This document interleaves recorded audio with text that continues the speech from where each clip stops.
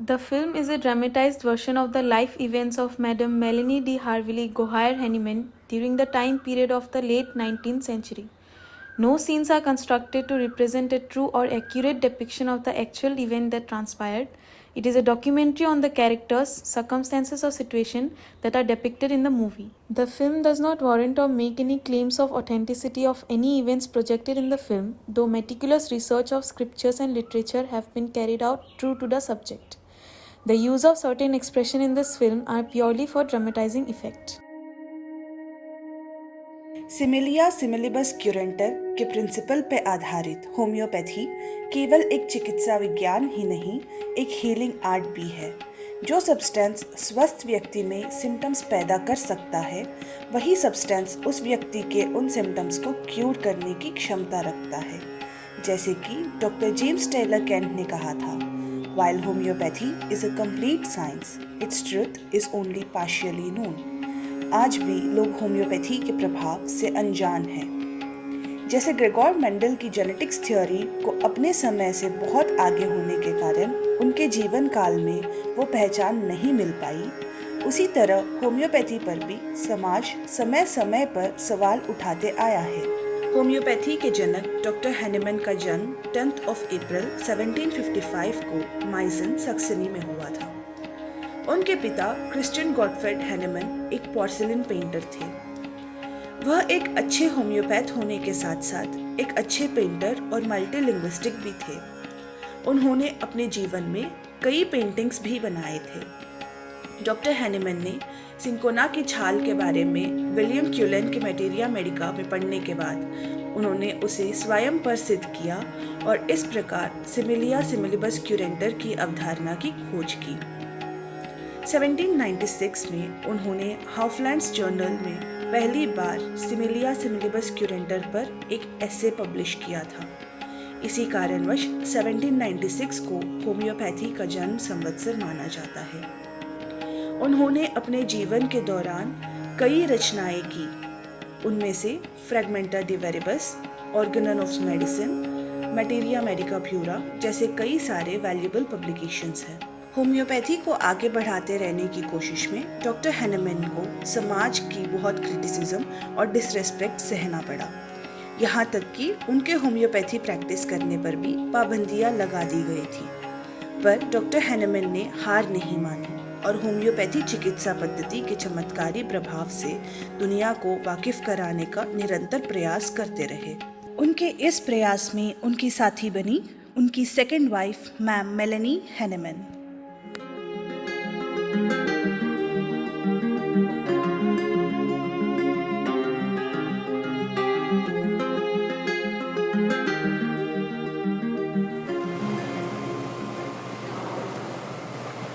Meloni,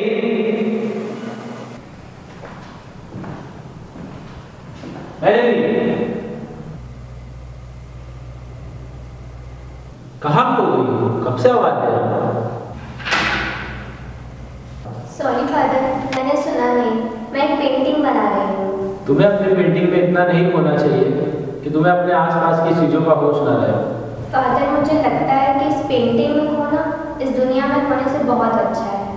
मुझे painting करना बहुत पसंद है, ये मेरा जुनून है। अच्छा, ये तो बहुत अच्छी बात है। पर दिन भर सिर्फ पेंटिंग बनाते रहोगी क्या? जाओ अपने दोस्तों से मिलो, वो लोग कब से तुम्हारा इंतजार कर रहे हैं। नहीं फादर, पहले मैं अपनी पेंटिंग खत्म कर लूँ, उनसे बाद में मिल लूँगी। पता है, जब हम तुम्हारे उम्र के थे, हम तो दिन भर अपने दोस्तों के साथ खेलते रहते थे। तुम्हारा मन नहीं करता अपने दोस्तों के साथ खेलने का, उनसे बातें करने का? नहीं फादर, मैं उन सब की बातें सुन के बोर हो जाती हूँ। कोई भी पॉलिटिक्स, आर्ट्स की बातें नहीं करता है, वो सब सिर्फ खेलने कूदने की बातें करते हैं। अरे वाह, तुम्हें पॉलिटिक्स की बातें समझ में आती है? हाँ फादर, मुझे पॉलिटिक्स की बातें सुनना बहुत पसंद है। जब आपके दोस्त आते हैं और आप लोग पॉलिटिक्स के बारे में बातें करते हैं, तब मैं आप लोगों की बातें सुनती रहती हूँ। खैर छोड़ो, चलो हम गैलरी चलते हैं। मैं तुम्हें एक ऐसी पेंटिंग दिखाऊंगा जो तुम्हें बहुत पसंद आएगी। उस पेंटिंग का नाम है सन ऑफ ब्रूटस। 1787 to 1789 ये वो वक्त था जब पूरा फ्रांस रेवोल्यूशन के दौर से गुजर रहा था। लोग राजतंत्र को छोड़ गणतंत्र को अपनाने की तैयारी कर रहे थे। सन ऑफ ब्रूटस फ्रांस के लोगों की क्रांतिकारी सोच का प्रतीक बना। जैकस लुइस डेविड के द्वारा बनाया गया ये पेंटिंग पहली बार 1789 को पेरिस सलोन में प्रदर्शित हुआ था। मैम मेलेनी की क्रांतिकारी सोच के पीछे इस पेंटिंग का बहुत बड़ा रोल था। 2 फरवरी 1800 को पैदा हुई मैम मेलेनी का बचपन बिल्कुल आइडियल नहीं था। डोमेस्टिक वायलेंस के चलते बचपन में ही उनको घर छोड़ना पड़ गया। उन्हें उनके पेंटिंग टीचर लिथैर ने अडॉप्ट किया था। वही उनका नाता पेंटिंग से जुड़ा। पेंटिंग को हाईएस्ट फॉर्म ऑफ आर्ट कहा जाता है। पेंटिंग एक कहानी को इस तरह बयां कर सकता है वैसे कोई और आर्ट नहीं कर सकता। पेंटिंग की इस खूबी ने मैम मेलेनी को बहुत प्रभावित किया और उन्होंने उसे अपना पैशन बना लिया। भले ही फ्रांस पुराने विचारों को छोड़ के नए दौर के ओर बढ़ रहा था, फिर भी पुरुष और महिलाओं के अधिकारों की समानता को नहीं मानता था। देश राजतंत्रवाद से तो आज़ाद हो गया, पर महिलाओं के पास अब भी अपनी जिंदगी के फैसले करने की आज़ादी नहीं थी। रहन सहन, पहनावे के अलावा उन पर एजुकेशन के मामले में भी बहुत सारी पाबंदियां थी। उस वक्त फ्रांस के महिलाओं को कोई फॉर्मल एजुकेशन नहीं मिलता था। उन्हें घर में ही शादी की जिम्मेदारियां, मदरहुड, ड्राइंग, म्यूजिक, स्विंग और घर संभालना सिखाया जाता था। मैम मेलेनी को ये पाबंदियां बिल्कुल पसंद नहीं था और ना ही उन्हें घर संसार में कैद होना था। उनको बचपन से ही मेडिकल फील्ड में इंटरेस्ट था। उन्होंने 8 साल के उम्र में ही एक चिड़िया का डिसेक्शन करके उसके शरीर के अंदर की बनावट को समझने की कोशिश की थी, पर बहुत कोशिश के बावजूद भी उन्हें मेडिकल पढ़ने का परमिशन नहीं मिला। 1830s में कोलेरा ने महामारी का रूप ले लिया था।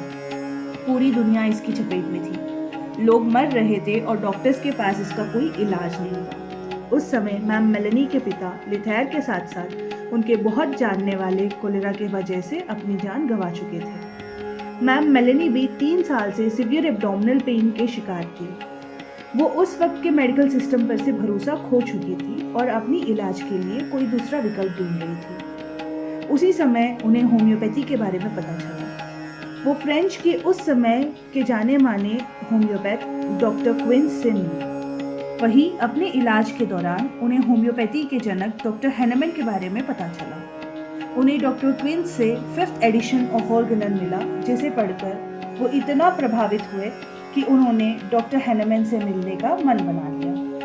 पर उस वक्त एक महिला के लिए अकेले ट्रैवल करना बहुत मुश्किल था, इसीलिए वो एक पुरुष के वेश में पेरिस से कोथॉन आई। Good morning doctor Hahnemann. Yes, आइए।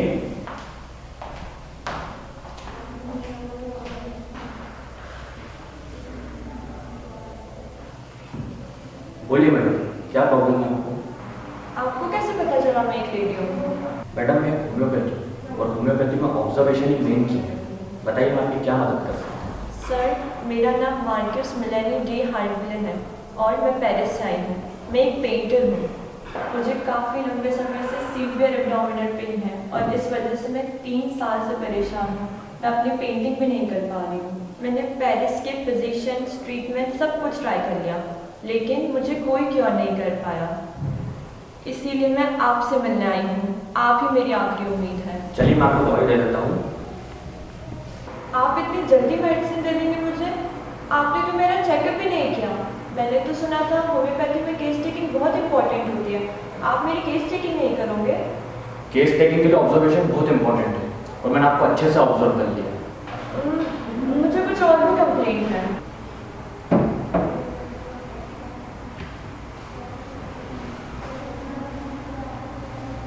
आप सच में अपनी ट्रीटमेंट करवाने ही आई हैं या आप मुझसे कुछ और चाहती हैं?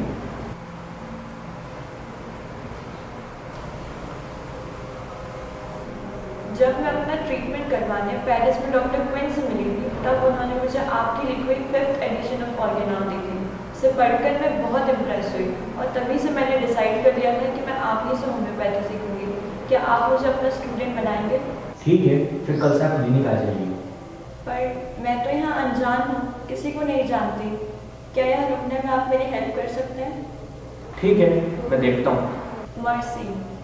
सीखने की चाहत और कुछ कर गुजरने की लगन हर नामुमकिन को मुमकिन कर सकता है। मैम मेलेनी के उसी चाहत और लगन ने डॉक्टर हैनीमैन को बहुत जल्द ही प्रभावित कर दिया था।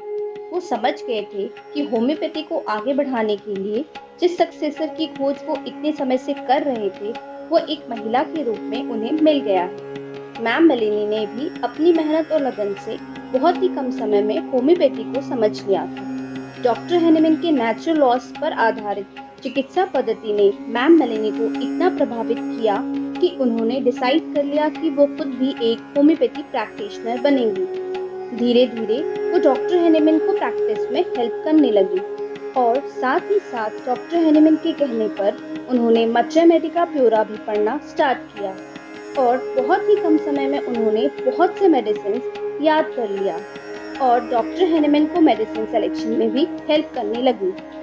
वो दोनों एक दूसरे से इतने प्रभावित थे कि जल्द ही दोनों ने शादी करने का फैसला कर लिया। 28 जनवरी 1835 को दोनों बहुत ही साधारण तरीके से शादी के बंधन में बंध गए। उन दोनों को ये अंदाजा था कि समाज उनके इस रिश्ते को इतनी आसानी से एक्सेप्ट नहीं करेगा, इसलिए उन्होंने बहुत समय तक इस रिश्ते को गुप्त रखा। डॉक्टर हैनीमैन के होम्योपैथी प्रैक्टिस पर जर्मनी गवर्नमेंट ने अब भी पाबंदी लगा रखा। ये बात मैम मेलेनी को बिल्कुल पसंद नहीं था। वो चाहती थी डॉक्टर हैनीमैन अपनी प्रैक्टिस कंटिन्यू रखे ताकि उन्हें और भी ज्यादा सीखने को मिले। इसलिए उन्होंने ये फैसला किया कि वो डॉक्टर हैनीमैन को लेकर पेरिस चली जाएंगी, जहां वो अपनी पहचान का सहारा लेकर डॉक्टर हैनीमैन की प्रैक्टिस वापस शुरू कर पाएं। इसी बीच डॉक्टर हैनीमैन ने अपनी बेटियों के लिए अपने घर के पास ही एक नया घर खरीदा। वो ये चाहते थे कि उनकी बेटियां उनकी नज़रों से ज़्यादा दूर ना रहें और वो जब भी मन करे उनसे मिल सकें। जब उनकी बेटियां नए घर में शिफ्ट हो गईं, उसके बाद मैम मेलेनी ने डॉक्टर हैनीमैन से पेरिस जाने की बात की।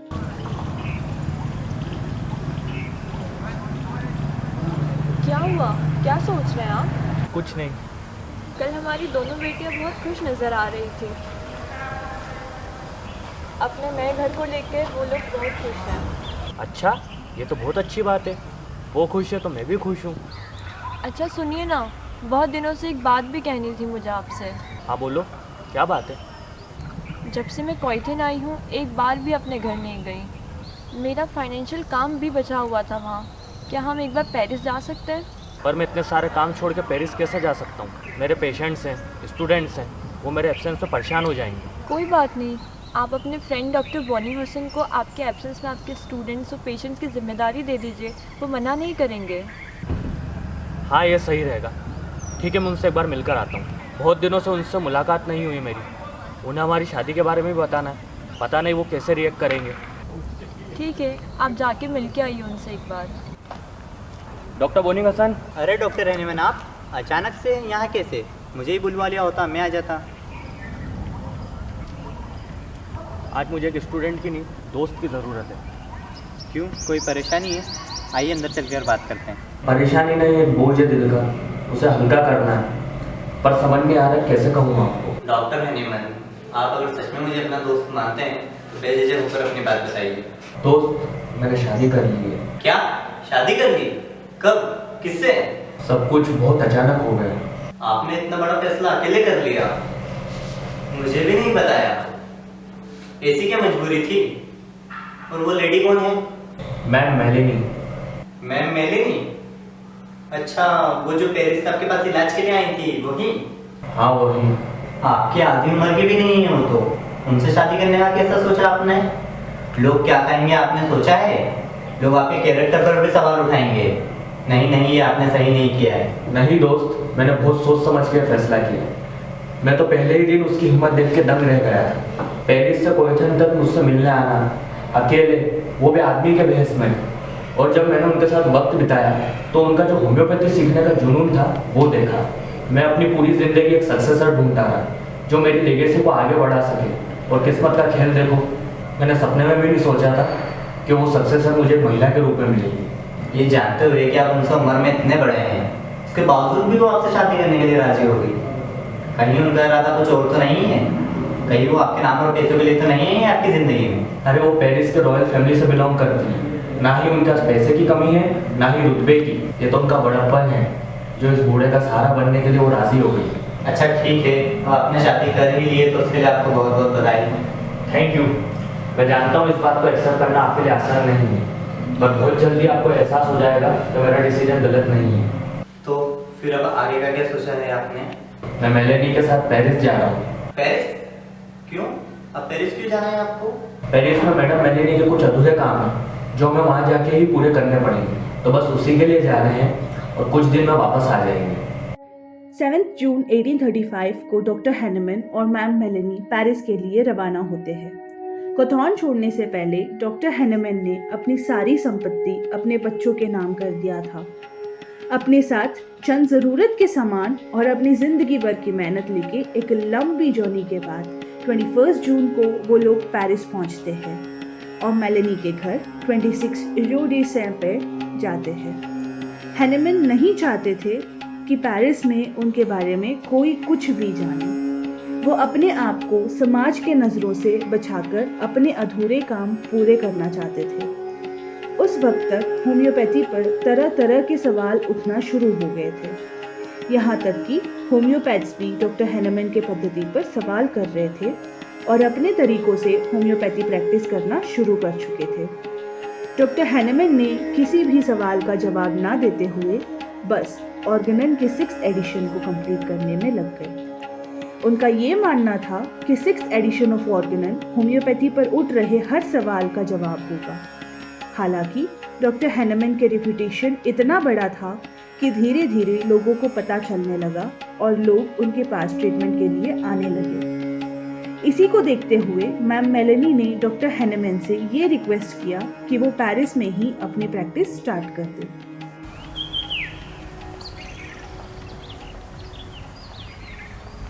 ये लीजिए आपकी चाय। Thank you. तो फिर बताइए कैसा लगा आपको पेरिस? ये तो बहुत ही अच्छा शहर है, बहुत ही सीधे और रिस्पेक्टफुल लोग रहते हैं यहाँ पे। मुझे उम्मीद नहीं थी कि मुझे एक नए शहर में आते ही इतनी रिस्पेक्ट मिलेगी। यहाँ के होम्योपैथ्स भी बहुत खुश हैं आपसे मिलकर। इतने टाइम बाद अपने लोगों से मिलकर मुझे भी बहुत खुशी हुई। चलो तुम खुश हुई ये जान के मुझे अच्छा लगा। और आपकी खुशियों का क्या? आप कब तक दूसरों की खुशियों के बारे में ही सोचते रहेंगे? अपनी खुशी? तुम सबकी खुशी में ही मेरी खुशी है। और कौन सी खुशी की बात कर रही हो तुम? आपके हॉस्पिटल खोलने के सपने की। अब तो आप हॉस्पिटल खोल सकते हैं ना? वो सपना शायद सपना ही रहेगा। तुम तो देख ही रही हो हमारी शादी को लेके वैसे भी बहुत बातें हो रही हैं। अब ये हॉस्पिटल खोलने में कोई हमारा सपोर्ट नहीं करेगा और ना ही मेरे पास इतने पैसे हैं कि अपना एक हॉस्पिटल खोल सकूं। अरे ये सब प्रॉब्लम्स तो कोइटन में थी। यहाँ पेरिस में तो आप अपना हॉस्पिटल खोल ही सकते हैं। पेरिस के होम्योपैथ्स आपकी बहुत इज्जत करते हैं। यहाँ आपको हर तरह का सपोर्ट भी मिलेगा। हम पेरिस में शिफ्ट हो जाते हैं ना। लेकिन ऐसे एकदम से कोइटन छोड़ना मुझे ठीक नहीं लग रहा है। वहाँ मैं इतने साल से प्रैक्टिस कर रहा हूँ। अब अचानक से एक नए शहर में जाके सब कुछ नई सिरे से शुरू करना बहुत मुश्किल होगा। और वैसे भी मेरी बेटियाँ वहाँ हैं, हम उन्हें छोड़ के यहाँ कैसे रह सकते हैं? बिल्कुल मुश्किल नहीं होगा। पेरिस मेरी नेटिव प्लेस है। यहाँ मेरी बहुत पहचान भी तो है जिससे आपको बहुत मदद भी मिल सकती है। मैं चाहती हूँ कि आप मेरे साथ पेरिस में रहें। और रही बात हमारी बेटियों की, तो वो अपने नए घर में शिफ्ट होकर बहुत खुश हैं। आपने अपनी जिम्मेदारी निभा ली है और अब वो बड़ी हो चुकी हैं, अपना ख्याल खुद रख सकती हैं। अब हमें हमारे सपने के बारे में सोचना चाहिए। अगस्त 1835 को रिजॉर्ट से ऑफिशियल परमिशन मिलने के बाद डॉक्टर हैनेमन और मैम मेलेनी ने प्रैक्टिस स्टार्ट किया। वो दोनों पेशेंट्स को साथ में कंसल्ट किया करते थे। पहले मैम मेलेनी अपनी तरफ से पेशेंट्स की डिटेल्स नोट करती थीं और फिर डॉक्टर हैनेमन अपनी तरफ से कुछ सवाल करते थे। उन्हें मेलेनी के लिखे हुए नोट्स में ही लाइंस के बीच या मार्जिन में लिखा करते थे। ये सिलसिला लगभग 8 साल चला। इसी बीच डॉक्टर हैनेमन ने रियो डे मिलान में एक नया घर लिया। शहर के बाहर एक शांतिपूर्ण माहौल में बसा ये घर बिल्कुल वैसा था जैसे हैनेमन को पसंद था। 1843 को अपनी 88th जन्मदिन मनाने के 5 दिन बाद 15 अप्रैल को उनकी तबीयत खराब हो जाती है। वो काफ़ी टाइम से ब्रोंकियल कटार नामक बीमारी से पीड़ित थे। हर साल स्प्रिंग सीजन में उनकी प्रॉब्लम बढ़ जाती थी, पर दवाई लेने से ठीक भी हो जाती थी। पर इस बार वो इतना बीमार हुए कि दवाई लेने से भी उनको आराम नहीं मिल रहा था। उनकी हालत दिन ब दिन खराब होती जा रही थी। वो समझ गए थे कि उनके पास अब ज़्यादा वक्त नहीं बचा है। मेलेनी, मैं यहीं आपके पास हूँ, आप प्लीज बात मत कीजिए, मैं आपको दवाई दे देती हूँ। रुक जाओ, पहले मेरी बात सुनो। मुझे लगता है मेरे जाने का समय आ चुका है। आप ऐसा क्यों बोल रहे हैं?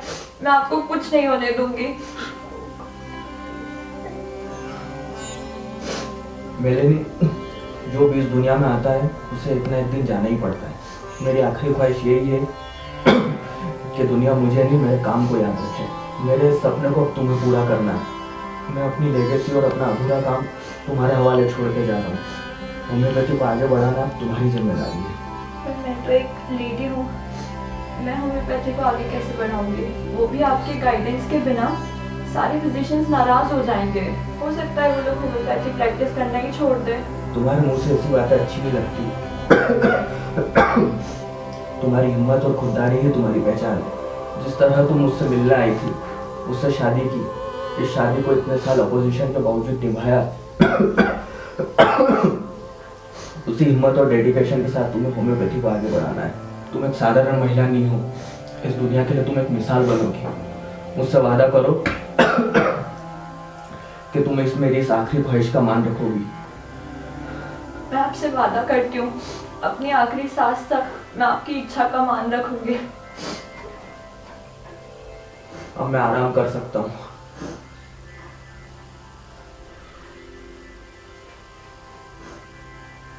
सेकेंड जुलाई 1843, उस दिन दुनिया ने एक महान हीलिंग आर्टिस्ट को खो दिया। उनकी डेथ अनटाइमली तो नहीं थी, पर फिर भी मैडम मेलेनी इस सदमे को बर्दाश्त नहीं कर पाई।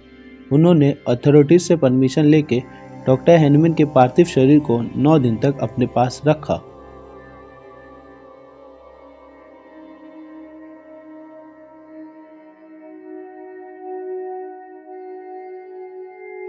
और फिर डॉक्टर हैनीमैन की इच्छा के अनुसार बड़े ही साधारण तरीके से और चंद करीबी लोगों की मौजूदगी में पैरालिसिस सेमेट्री में अपने दोनों फादर के ग्रेव के पास उन्हें बरी कर दिया।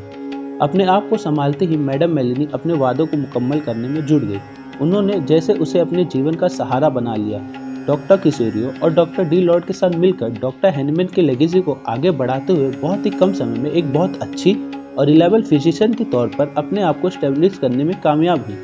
लेकिन उनकी बढ़ती कामयाबी सबको राज नहीं है। कुछ लोग इस बात के पीछे पड़ गए कि बिना मेडिकल के पढ़ाई वो कैसे होम्योपैथी प्रैक्टिस कर रही है। हालांकि ये समझ पाना मुश्किल था कि लोगों को परेशानी किस बात से हो रही थी, बिना मेडिकल डिग्री के होम्योपैथी प्रैक्टिस करने से या एक महिला के होम्योपैथी प्रैक्टिस करने से, क्योंकि उस वक्त बहुत सारे होम्योपैथ थे जिनके पास प्रॉपर मेडिकल डिग्री नहीं था।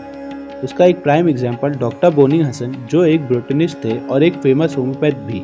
मैडम मेलेनी के ऊपर दिसंबर 1846 को कोर्ट केस हुआ। अब कोर्ट केस इस बात पे तो नहीं किया जा सकता था कि वो एक महिला होकर भी प्रैक्टिस कर रही है, क्योंकि महिला होना कोई कानूनन अपराध नहीं। इसलिए बिना डिग्री के प्रैक्टिस करने को वजह बना के पेरिस के मेडिकल फैकल्टी के डीन एम ऑरिफिल की कंप्लेन के तहत उनके ऊपर मुकदमा चलाया गया, जो कि फेब 1847 को फ्रांस के कोर्ट में शुरू हुआ था। प्रोसिक्यूशन अपना opening statement they. Thank you madam. हमारे समाज में डॉक्टर्स को भगवान का दर्जा दिया जाता है। यूं तो कहा जाता है कि मौत जिंदगी भगवान के हाथों में है, लेकिन कई हद तक इस दुनिया में यह फैसला डॉक्टर के हाथों में होता है।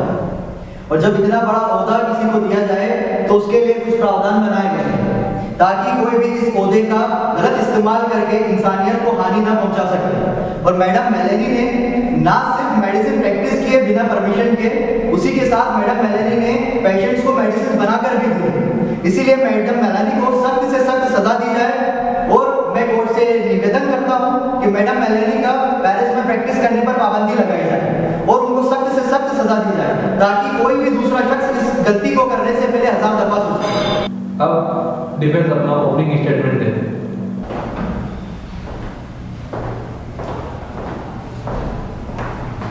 Thank you madam. मैं अपने कागज पूरी फिल्म की बात से बिल्कुल सहमत हूँ। कानून का पालन होना ही चाहिए और जो कानून का पालन ना करे उसे सख्त से सख्त सजा होनी चाहिए। बट मैडम, मेरी क्लाइंट मैडम मेलेनी ने कोई कानून नहीं तोड़ा है, क्योंकि उन्होंने कभी किसी पेशेंट का ट्रीटमेंट खुद से नहीं किया था। वो तो सिर्फ होम्योपैथी फिजिशियंस को एडवाइस करती थी, जो कि उन्होंने अपने पति डॉक्टर हैनीमैन से सीखा था। और वो ये सिर्फ लोक सेवा के मंशा से करती थी, क्योंकि उन्होंने कभी इसके लिए किसी से कोई फीस नहीं ली। मुझे नहीं लगता कि मेरे काबिल दोस्त को इस बात से कोई तकलीफ होगी कि मैडम मेलनी बिना किसी डिग्री के फिजिशियंस को एडवाइस करती है, क्योंकि डॉक्टर बोले सर जो बहुत ही रिस्पेक्टेड है, जाने माने होम्योपैथिक फिजिशियंस हैं, उनके पास भी पैरिस मेडिकल फैकल्टी का कोई डिप्लोमा नहीं है। तो मिस्टर ओरिफिल ने उनके खिलाफ कभी कोई कंप्लेंट क्यों नहीं की? मिस्टर ओरिफिल को दिक्कत इस बात से है कि कोई महिला किसी पेशेंट को एडवाइस कैसे कर सकती है? अगर एक महिला डॉक्टर नहीं बन सकती तो वह नर्स कैसे बन सकती है? क्योंकि एक डॉक्टर सिर्फ पेशेंट को एडवाइस करता है, बल्कि एक नर्स उसको डायरेक्ट अटेंड करती है, उसे छुट्टी है, उसके गाँव में बैंडेज लगाती है। जब कोई इंसान डूब रहा होता है और उसे बचाने के लिए कोई अपना हाथ आगे देता है, तो वो डूबता हुआ इंसान ये नहीं देखता कि वो हाथ मेल है या फीमेल। मेरी क्लाइंट मैडम मेलनी बिल्कुल निर्दोष है और मैं ये बात कोर्ट में साबित करके रहूंगा। क्या आपका नाम मैरी नवानी डी हार्विले गोहायर हैनिमन है? जी, मैं ही मैडम हैनिमन हूँ। क्या आपके खिलाफ जो भी इल्जाम है वो आपका कबूल है?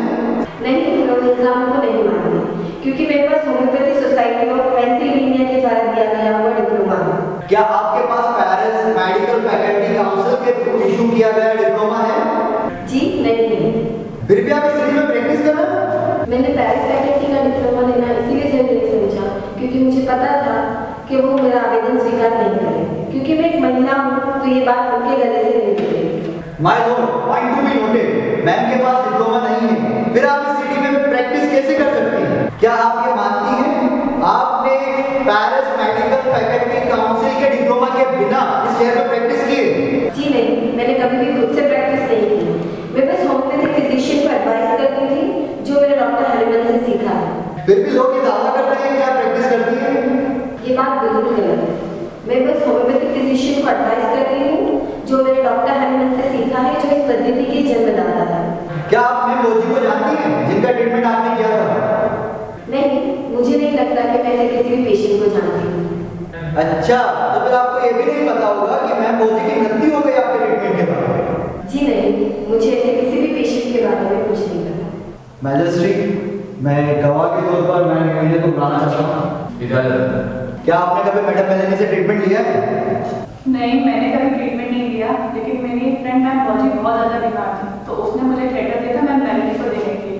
जब मैं मैम मेलनी से मिली तो उनको वो लेटर देते हुए पेशेंट की बीमारी के बारे में बताया, तो उन्होंने मुझे पेशेंट को देने के लिए 2 पैकेट्स दिए थे। क्या मैडम मेलनी ने आपसे या आपके दोस्त से कभी पैसे मांगे थे?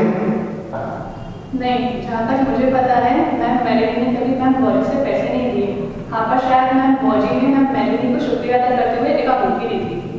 मैजिस्ट्रेट, मुझे कोई और सवाल नहीं पूछना। डिफेंस कुछ पूछना चाहता है? जी नहीं मैजिस्ट्रेट। डॉक्टर विश्वनाथ, आप करिए।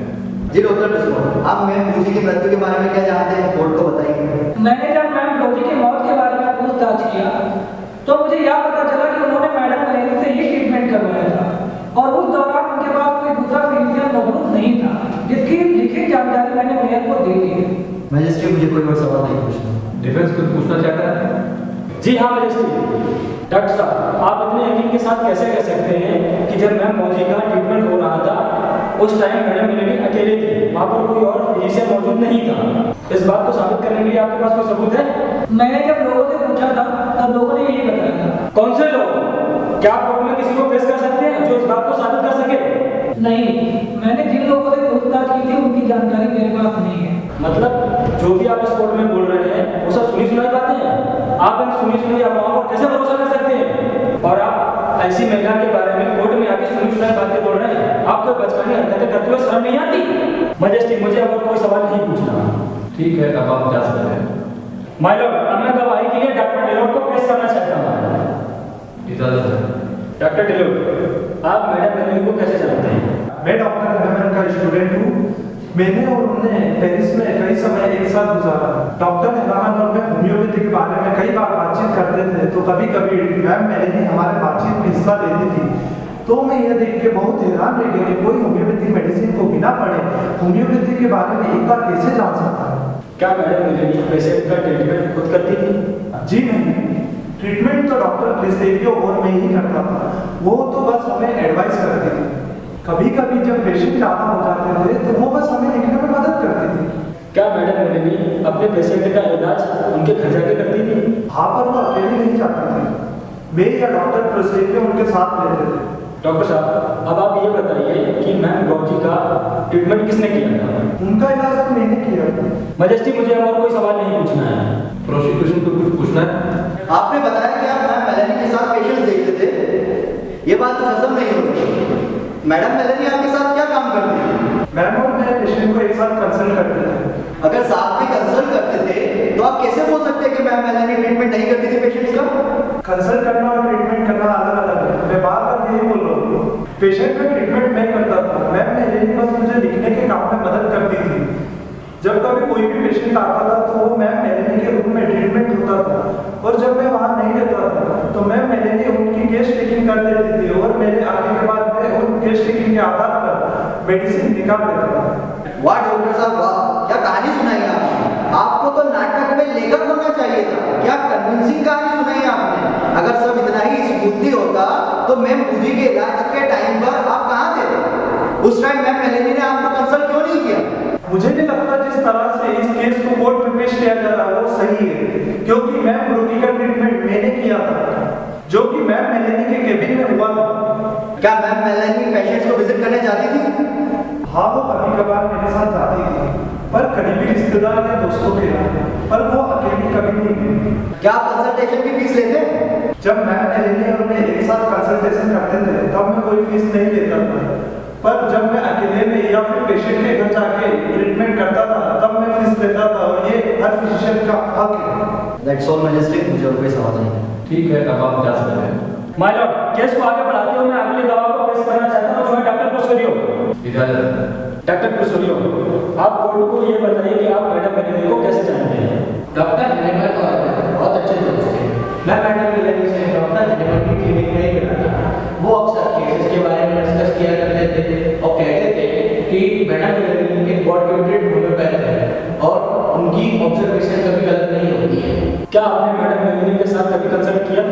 जी हाँ, वैसे तो डॉक्टर डीलर और मैं मैडम मेलेनी को असिस्ट किया करते थे और पेशेंट्स के बारे में डिस्कस करते थे। जब मैं बीमार हो गया था तो मैंने अपनी बीमारी के बारे में मैडम मेलेनी से डिस्कस किया और उन्होंने मुझे सही मेडिसिन ढूंढने में मदद करी। क्या मैडम मेलेनी अपने पेशेंट से कभी कंसल्टेशन फीस लेती थी? जी नहीं। मजेस्टी, मुझे और कोई सवाल नहीं पूछना है। प्रोसिक्यूटर, आपको कुछ बोलना है? जी डॉक्टर सर, आपने बताया कि आप डॉक्टर हेनेमन के बहुत अच्छे दोस्त थे। जी हाँ, हम बहुत अच्छे दोस्त थे। तब से वो पेरिस आए थे, हम दोनों की दोस्ती और बढ़ गई थी। कहीं ऐसा तो नहीं कि आप अपनी दोस्ती के खातिर मैडम मेलेनी के फेवर में बोल रहे हैं? नहीं, ऐसा नहीं है। अगर मुझे मैडम मेलेनी की काबिलियत में शक होता तो मैं अपने ट्रीटमेंट के बारे में उनसे कभी कंसल्ट नहीं करता। अच्छा, सिर्फ आपके दोस्त के कहने पर से आपको मैडम मेलेनी पर इतना भरोसा हो गया कि आपने उनसे ट्रीटमेंट करवा लिया? नहीं, डॉक्टर हेनेमन की मौत के बाद मुझे लगा था कि होम्योपैथी जैसा ही हो गए, पर जब मैंने मैडम मेलेनी को डॉक्टर डीलर के साथ केसेस डिस्कस करते हुए सुना तो मैं समझा कि मैडम मेलेनी ने होम्योपैथी को बहुत ही डिटेल में स्टडी किया है और वो एक बहुत अच्छी फिजिशियन बन सकती है। क्या मैडम मेलेनी खुद से पेशेंट्स का ट्रीटमेंट करती थी? नहीं, जब भी पेशेंट मैडम मेलेनी की क्लिनिक में आते थे तो या तो डॉक्टर डीलर या मैं उन पेशेंट्स को ट्रीट करते थे, बस मैडम मेलेनी तो उनको एडवाइस करा करती थी। क्या आप हर समय मैम मेलेनी की क्लिनिक पर रहते थे? जी नहीं, मैं और डॉक्टर डीलर मैडम मेलेनी की क्लिनिक में मंडे और फ्राइडे को ही आया करते थे। तो आप इतने यकीन के साथ कैसे कह सकते हैं कि जब आप मैडम मेलेनी के साथ नहीं होते थे वो पेशेंट्स का ट्रीटमेंट नहीं करती थी? मुझे पता है कि कौन कौन से पेशेंट क्लिनिक में आया करते थे, क्योंकि अब सारे पेशेंट का डाटा लेके में रिकॉर्ड रखते हैं। वाह डॉक्टर साहब, लगता है आप भी डॉक्टर डीलर के नाटक में उनका पूरा साथ दे रहे हैं। आप तो बोलने से पहले एक बार सोच भी नहीं रहे। ऐसा लगता है आपको किसी ने रटा कर भेजा है कि वहाँ जाकर यही बोलना है। क्या आप अपनी बातों को साबित कर सकते हैं? वकील साहब, मैं जो भी बोल रहा हूँ सच बोल रहा हूँ। साबित करने का काम आपका है, मेरा नहीं। मुझे पता है मैम मेलेनी ने गलत किया है और आप सब उनके साथ मिले हुए हो, और मैं ये बात कोर्ट में साबित करके रहूंगा कि आप सब उनके साथ मिले हुए हो और मैडम मेलेनी ने गलत किया। ठीक है, अब आप जा सकते हैं। मैजिस्ट्रेट, मैं फार्मासिस्ट उदय को बुलाना चाहता हूँ। फार्मासिस्ट विद्या, आप कटे हुए हैं। आप मैम मेलेनी को कैसे जानते हैं? बचपन से ही उनके साथ रहता था, उन्होंने ही मुझे 5 वर्ष की पढ़ाई की है। आप मैम मेलेनी के लिए काम करते थे? मैं पहले डॉक्टर हेनेमन का फार्मासिस्ट था। वो जो पेशेंट को दवाई प्रिस्क्राइब करते थे मैं उनको वो बना के देता था। मैं डॉक्टर हेनेमन के डेथ के बाद डॉक्टर डीलॉट और डॉक्टर क्रोसारियो के लिए मेडिसिन बनाता था जो मैम मेलेनी के साथ प्रैक्टिस करते थे। मैम मेलेनी के बारे में तो बहुत बात हो गई, चलिए अब कुछ बात आपके बारे में करते हैं। क्या आप अपनी क्वालिफिकेशंस बोर्ड को बताएंगे? मैं एक फार्मासिस्ट हूँ, मेरे पास फार्मेसी का डिप्लोमा है। क्या आपके पास पुलिस वेरिफिकेशन सर्टिफिकेट है? नहीं, वो नहीं है। नहीं है? आप तो बोल रहे थे आपके पास सारे डॉक्यूमेंट्स हैं। अच्छा छोड़िए, आप अपने सप्लायर का नाम बताइए जो आपको मेडिसिन सप्लाई करते हैं। नहीं, मेरा कोई सप्लायर नहीं है। तो आप किस बात के फार्मासिस्ट हैं? मैंने फार्मेसी की पढ़ाई की है और मैं मेडिसिन जो भी बनाता हूँ डॉक्टर एनिमल के तरीके से बनाता हूँ। मेरे पास कोई सप्लायर नहीं है क्योंकि मैं एलोपैथिक मेडिसिन नहीं बेचता हूँ, मैं सिर्फ और सिर्फ होम्योपैथिक मेडिसिन बनाता हूँ। जब आपके पास मेडिसिन का स्टॉक नहीं है तो आपका पुलिस वेरिफिकेशन हो ही नहीं सकता। क्या आपको ये कानून मालूम नहीं था? आप किस बात के फार्मासिस्ट हैं? आप फार्मासिस्ट हो ही नहीं सकते। जब पुलिस के बाद रजिस्ट्रेशन करवाने की कोई ज़रूरत नहीं है क्योंकि मैंने मेडिसिन कभी बेची ही नहीं, मैं सिर्फ मेडिसिन फ्री में देता हूँ। आप कानून एक फार्मासिस्ट नहीं है। और इस तरह चली लंबी बहस के बाद कोर्ट ने 8 दिन तक सेंटेंसिंग को पोस्टपोन कर दिया और फिर 27 फ़रवरी को कोर्ट ने मैडम मेलिनी के खिलाफ फैसला सुनाया। कोर्ट को ये लगता है कि मेडिसिन और फार्मेसी के प्रैक्टिस से संबंधित जो भी कानून बनाए गए हैं वो जनता के हित को ध्यान में रखते हुए बनाए गए हैं और उनका सख्त से सख्त पालन होना जरूरी है। कोर्ट को ये भी लगता है कि मैंने भले ही लोक सेवा भाव से मरीजों का ट्रीटमेंट किया और उनको दवाइयाँ दी जिसका उन्होंने कोई फीस नहीं ली, फिर भी इस बात को नजरअंदाज नहीं किया जा सकता कि ये कानून के खिलाफ है। कोर्ट में ये बात प्रूव हो चुका है कि डॉक्टर डिलोट और डॉक्टर क्रूजरियो मैम मेलेनी के पास असिस्टेंट थे और पेशेंट का ट्रीटमेंट मैम मेलेनी के कहे अनुसार ही करते थे। इसका मतलब ये निकलता है कि ट्रीटमेंट तो मैम मेलेनी ही करती थी। हालांकि ये बात कोर्ट के सामने प्रूव करने की कोशिश की गई है कि डॉक्टर डिलोट और डॉक्टर क्रूजरियो ट्रीटमेंट के वक्त मौजूद रहते थे, पर ये बस कानून को गुमराह करने का तरीका था ताकि मैम मेलेनी बिना रुकावट अपनी प्रैक्टिस जारी रख सके। कोर्ट ये भी मानता है जो डिप्लोमा मैम मेलेनी के पास है वो दूसरे देश के एकेडमी का है और वो हमारे देश में एप्लीकेबल नहीं है। उनके पास फ्रांस गवर्नमेंट का कोई भी नेसेसरी ऑथराइजेशन नहीं है। कोर्ट में ये भी प्रूव हो चुका है कि पेशेंट को जो मेडिसिन दी जाती थी वो मैम मेलेनी खुद बना के देती थी क्योंकि उनके घर के जांच के दौरान उनके रूम से दवाई बनाने की सामग्री बरामद हुई है और जिसको डिफेंस की तरफ से फार्मेसी बोला गया है, वहाँ ना ही फार्मेसी की जरूरत का कोई सामान मिला और ना ही कोई जरूरी कागजात जो कि ला 21 जर्नल ऑफ द ईयर 11 के तहत होने चाहिए थे वो मिले, तो उसको कतई फार्मेसी नहीं माना जा सकता। और जिसको डिफेंस की तरफ से फार्मेसी बोला गया है, वहाँ ना ही फार्मेसी की जरूरत का कोई सामान मिला और ना ही कोई जरूरी कागजात जो कि ला 21 जर्नल ऑफ द ईयर 11 के तहत होने चाहिए थे वो मिले, तो उसको कतई फार्मेसी नहीं माना जा सकता। और अब सारे गवाहों और तथ्यों को मद्देनजर रखते हुए कोर्ट इस नतीजे पर पहुंची है कि मैम मेलेनी का पेरिस में प्रैक्टिस करना कानून अपराध है।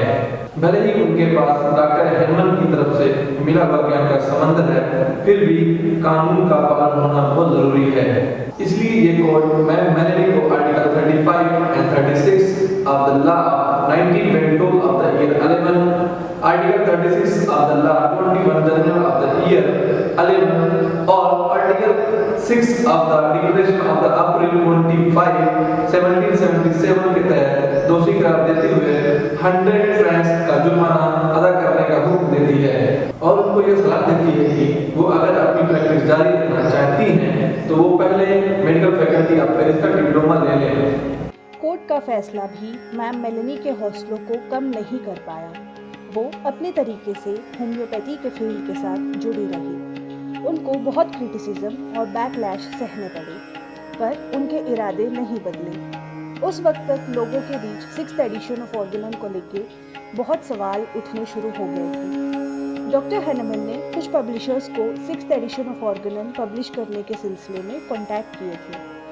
वो लोग बहुत समय से मैम मेलेनी से 6th एडिशन निकलवाने की कोशिश कर रहे थे।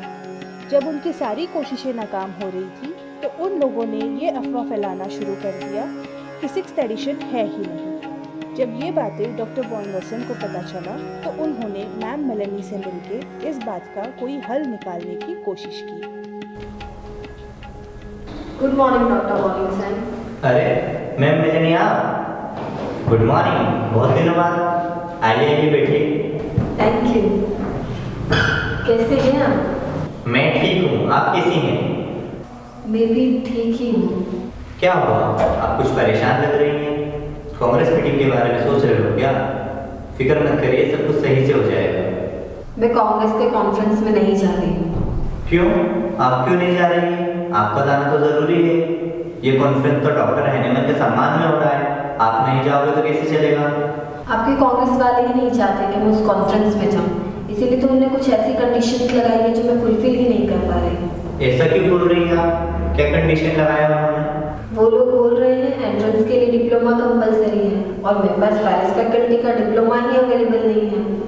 डिप्लोमा से ज़्यादा नॉलेज मैटर करता है और वो आपके पास भरपूर है। और वैसे भी इस कॉन्फ्रेंस का main motive doctor Samuel Hahnemann की लीगेसी और होम्योपैथी की स्टडी के बारे में पूरी दुनिया को बताना है। और हैनीमैन की one of the best legacy उनकी लिखी हुई 6th edition of organ of medicine है, जो कि इस कॉन्फ्रेंस का मेन मोटिव होना चाहिए और हमें उसे पब्लिश भी करना चाहिए ताकि होम्योपैथी की जेन्युइननेस पूरे वर्ल्ड में जान पाए लोग। सब आपकी तरह नहीं सोचते हैं। ये कांग्रेस अभी भी उसी बात पे अटकी हुई है कि मेरे पास पेरिस फैकल्टी का डिप्लोमा नहीं है। वो बस मुझे बेइज्जत करना चाहते हैं और अब मेरा भी मन नहीं है कि मैं उस कॉन्फ्रेंस में जाऊँ और अब वो बुलाएंगे तब भी मैं नहीं जाऊँगी और ना ही मैं अपने पति का 6th एडिशन किसी को दूंगी। शायद ये दुनिया अभी उस चीज़ के लिए रेडी नहीं है। वो बस हैनीमैन के वर्क को क्रिटिसाइज करेंगे जो मैं होने नहीं दूंगी। क्यों? पर मुझे लगता है कि अब टाइम आ गया है कि हम 6th एडिशन को पब्लिश करें।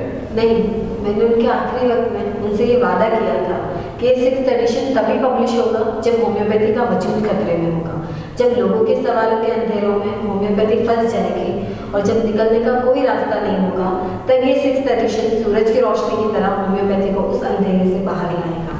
पर होम्योपैथी ऑलरेडी खतरे में आ चुकी है। लोग होम्योपैथी की सच्चाई पर सवाल करना शुरू कर चुके हैं। और देर करेंगे तो होम्योपैथी को बचा पाना मुश्किल हो जाएगा। नहीं, मुझे नहीं लगता कि ये सही टाइम है। अगर आपको अभी पब्लिश नहीं करवाना तो ना सही, पर मुझे एक बार 6th एडिशन देख तो लेने दीजिए। लोगों को तो यहाँ तक की शक है कि 6th एडिशन है ही नहीं। अगर मैं एक बार उसे देख लूँगा तो लोगों को बता पाऊँगा कि 6th एडिशन एग्जिस्ट करता है। ठीक है, एक शर्त पे मैं आपको 6th एडिशन देने के लिए तैयार हूँ। कैसी शर्त? मेरी बेटी सोफी की शादी की उम्र हो गई है और उसके फ्यूचर की मुझे बहुत चिंता रहती है, इसीलिए मैं चाहती हूँ कि मेरी बेटी की शादी आपके बेटे कार्ल से हो जाए। ठीक है, मुझे मंजूर है। कार्ल और सोफी की शादी के बाद मैम मेलेनी ने डॉक्टर बोनिंगहसन को डॉक्टर हैनीमैन के लिखे हुए कुछ एसेज दिए जो इस बात का प्रूफ था कि 6th एडिशन एग्जिस्ट करता है और सही वक्त आने पर वो उसे पब्लिश भी कर देंगी। पर कुछ मिसकम्युनिकेशन की वजह से डॉक्टर बोनिंगहसन ने उन एसेज को पब्लिश कर दिया। इस बात से मैम मेलेनी बहुत नाराज हुई और उन्होंने डॉक्टर बोनिंगहसन को लेटर लिख के अपनी नाराजगी जाहिर की। इस इंसिडेंट के बाद उन दोनों के बीच इस टॉपिक पे दोबारा कभी बात नहीं हुई। मैम मेलेनी की प्रैक्टिस अब भी जारी थी और उसके साथ साथ लोगों के क्रिटिसिज्म भी। मैम मेलेनी पर उन बातों का कोई असर नहीं हो रहा था, पर उनके करीबी लोग इससे प्रभावित होना शुरू हो गए थे। लोगों को उनके वेलबींग का बहुत फिक्र था, इसलिए वो लोग अक्सर उन्हें पेरिस छोड़कर कहीं शांति से जीने की सलाह देते थे। ये लोगों के ताने, डिसरिस्पेक्ट आप कैसे सहन कर लेती हैं? हाँ मैम, आप ये सब क्यों दे रहे हैं? आप अपनी बेटी के पास जर्मनी चले जाइए, वहाँ पे आप खुश रहिए। मेरे लिए अनबिलीवेबल नहीं है। जब मैंने अपने पति से वादा किया था तब मुझे एहसास हो गया था कि मुझे समाज की नाराज़गी का सामना करना ही पड़ेगा और मैं उस चीज़ के लिए प्रिपेयर्ड हूँ। लोग आज नहीं समझ रहे हैं, लेकिन इन फ्यूचर वो मेरे कंट्रीब्यूशन को ज़रूर समझेंगे। और अगर मैं उन लोगों की वजह से पीछे हटती हूँ तो ये तो उन लोगों की जीत हुई और मैं ऐसा होने नहीं देना चाहती। मैं पुरुष प्रधान सोच के सामने खड़ी वो चट्टान हूँ जिसके सहारे आने वाले समय में महिलाएं अपने पैरों पर खड़े होने का साहस जुटा पाएंगी।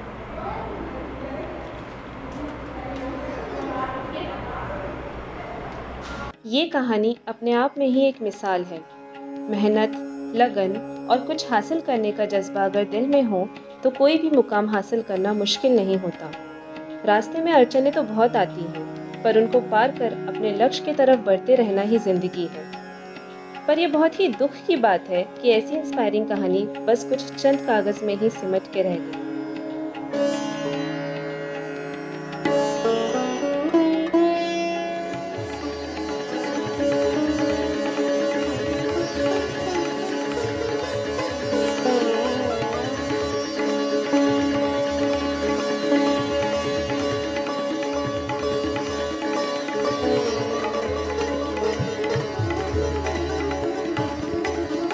है।